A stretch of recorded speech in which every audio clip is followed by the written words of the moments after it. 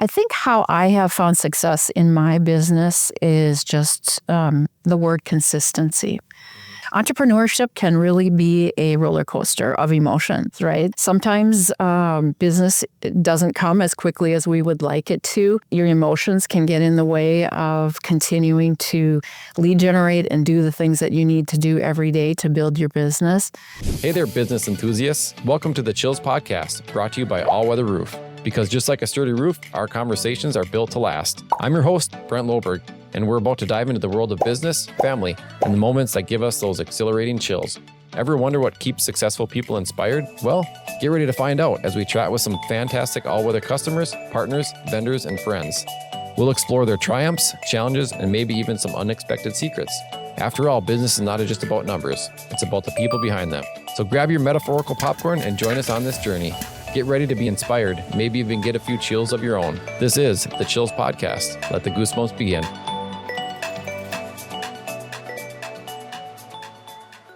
I'm Lisa Martin. I am a local realtor. I've been in the business since 2002. So really love what I do and have been working mostly in Hennepin County for the last almost 24 years. Okay. Yeah. And how do people get in touch with you? How do people get in touch with me? Well, my cell phone number is 763-516-2231, and my email is just lisa@lisamrealtor.com. Okay. Yes. Have you done many podcasts? This is my first podcast. Yes. We started, about a year ago, Will? It's been a year? It's been about a year, yeah. Okay. Okay. Very good. Like episode 20, so we're fairly new too. Well, good. Well, hopefully we get through it okay. Yeah, it'll be fun. So, so what type of houses do you specialize in, or is it just kind of anything and everything? Yeah, I traditionally work mostly with single-family homes, oftentimes working with families who are looking either to upsize or downsize. So I really enjoy doing that. But of course, there's a lot of first-time home buyers out there as well. And with them, I love the education piece of it, helping them to really understand the process and what it really takes to buy a home in today's environment. Okay. Yeah. I saw on your website, and it said, I introduce people to houses until they find the one they love. Yes. I like that. Is that kind of like your brand? Yeah, I think so. Yeah, I think it's kind of I would say a matchmaking kind of a thing where for me, I'm not as necessarily focused on the house, but I'm focused on the relationship that I'm building. Because of the experience that I have, people grow to really trust me. And oftentimes I can identify their house that they're going to pick before they even do. Okay. Yeah. So you started in 2002. Yeah. How has technology kind of changed the way people look for? Right. 100% change. It used to be that we didn't necessarily have all the internet listings and that type of thing. So it would be that I was identifying properties for them. Now, with all the major platforms being able to take the MLS data and bring it into platforms like Zillow and Realtor.com and even agent websites, a lot of times now the homeowner or the potential homeowner will identify properties, and a lot of times I'm the person just setting up the showing. So really, I think where my value comes in is identifying issues that might be in the home itself. So I always say, you go ahead and look at the sexy, I'll be looking at the rest. So looking at windows and roof and, plumbing, electrical, that type of thing.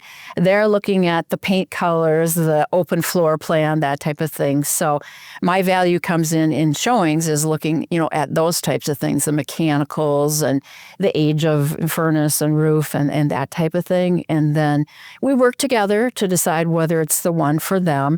Then having the experience that I have, a lot of times it comes down to writing the contract in the right way.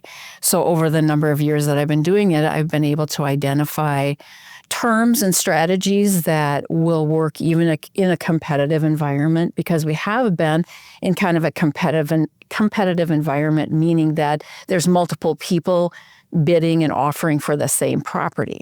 So, based on experience, I know what works and what doesn't to write an offer that's appealing to the seller, so that we can get that house that they love. Okay. Yeah. So when someone's looking for a real estate agent, how do you separate yourself from the competition? Yeah, the unique value proposition, I guess. I guess a lot of times first I direct them to the experience that I've had.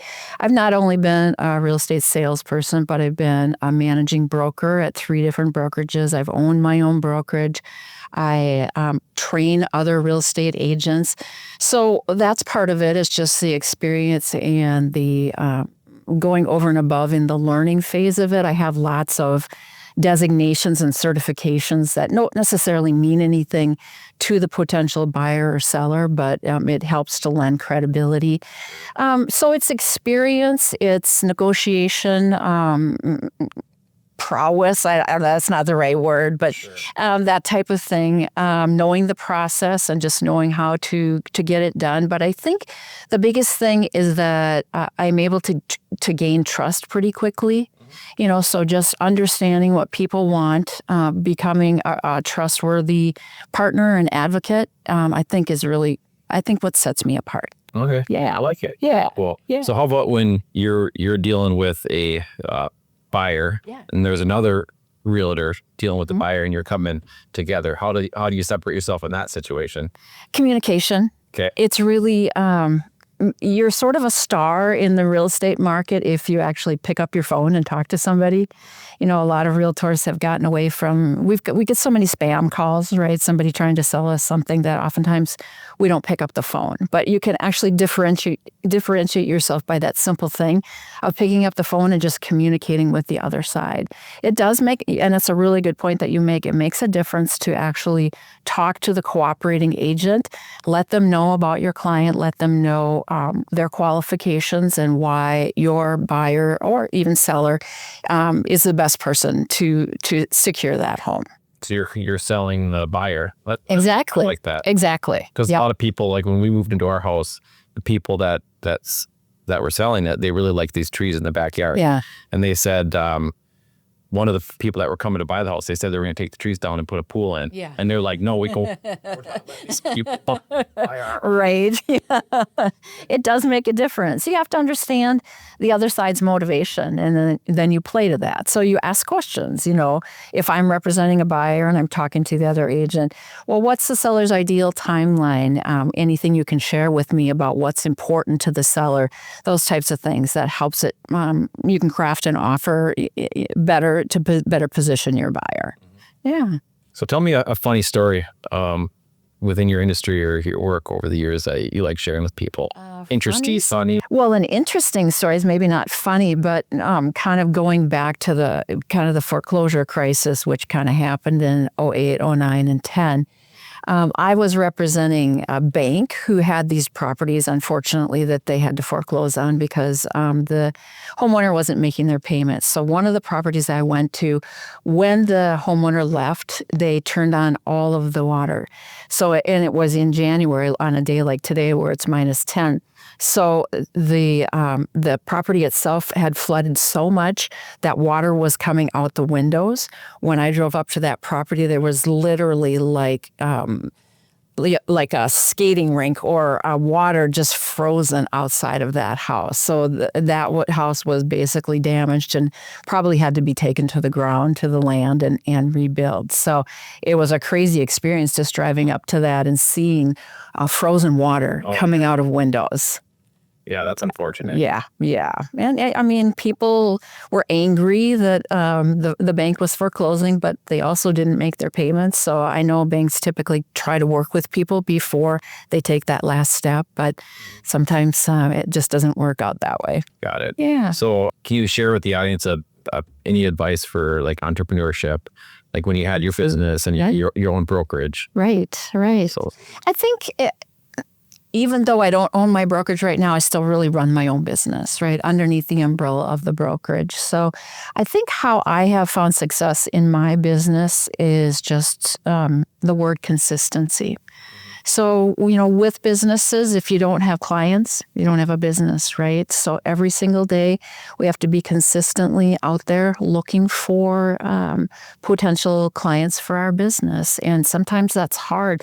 Entrepreneurship can really be a roller coaster of emotions, right? So whether you're a big company like your company or whether you're a smaller company, sometimes business doesn't come as quickly as we would like it to. For sure. And so your emotions can get in the way of continuing to lead generate and do the things that you need to do every day to build your business.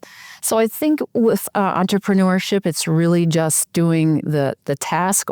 It's time on the task over time.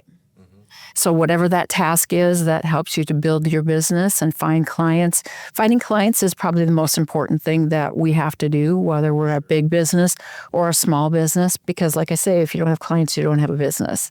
So dedicating time every day to finding clients and building the business is the consistent thing that you need to do in order to have a business. Yeah. Yeah, we call it hero to zero. Hero zero?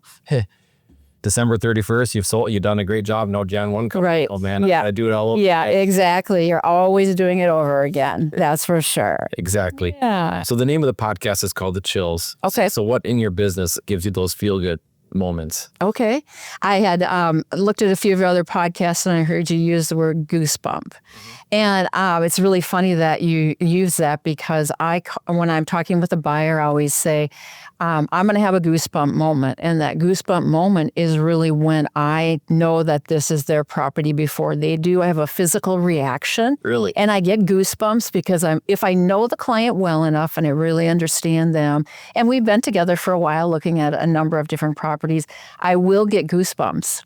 And most times that's the property that they choose. Before you even show it to them? Well, when we walk in the door, I should say when we walk in the door, we get in there and I've spent maybe 5 seconds in the property. I'm like, yep, this is the one. And I have goosebumps. Yeah, so I have a physical reaction. It's the weirdest thing. Well, that's really interesting. Yeah. So let's stick on that. So you must spend a lot of time getting to know the customer. Absolutely. Yeah, absolutely. You're listening to what they want. And I get to know, sometimes parents are involved. There's kids sometimes. And so for me, it's really about developing a really deep relationship with them. I don't want to be their realtor for that one transaction. I want to be their realtor for life.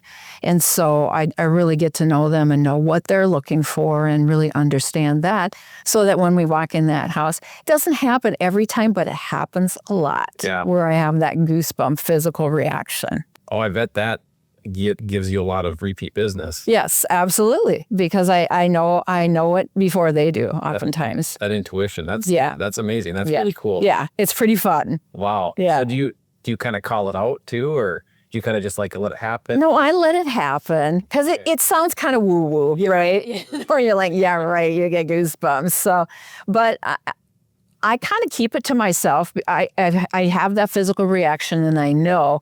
And oftentimes they'll say, let's write an offer. They know that that's the one. And I'm like, yeah, goosebump moment. Oh. Yeah. Yeah. Well, that's really cool. It's pretty fun. Huh. Yeah. Anything cool going on with your family right now? I'd like to share with the audience. Yeah. So I have, second marriage. My husband has 4 kids. I have 2 kids. And then together we have 9 grandchildren. So we just had little Holly this year was our latest grandchild in May of 2024. So that's been kind of fun. And just spending time with them at their sports events and all of that. It's really, really fun to be a grandparent. Sure. I love the kids themselves, but it's also fun to see my kid be a parent, right? I didn't anticipate that becoming a grandma, that I would really enjoy that. But watching my kid be a parent has been really fun, and seeing some of what I've done carry through in his parenting as well. Sure. See it warmed off a little bit. Absolutely. Yeah, absolutely. What kind of dog is Penny? Penny is a Cavachon. She is a Cavalier King Charles Bichon mix. She is, I call her a Velcro dog because she's always, when I'm home, she's stuck to me. She follows me everywhere I go. If I don't want her to follow me, I'll say, I'll be right back. So she waits until I come back. So she's our fur baby. My husband and I didn't have children together, so she's our fur baby. How big of a dog is it? She's about 25 pounds. Okay. Yeah. Yeah. We don't have any dog, but my wife is interested in these Cavalier poodles. Oh, yeah. Okay, sure.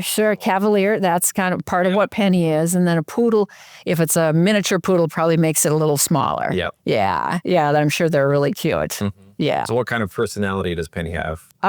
She is crazy. We really spoil her, so she sits with us at the dinner table. So most people would be like, "Oh my gosh, that's really stupid." But she's happy, cheerful. She's so loyal. She's wonderful. So yeah. Anything else within your business or anything going on that you'd like to share with the audience? The market is interesting with interest rates being a little bit higher.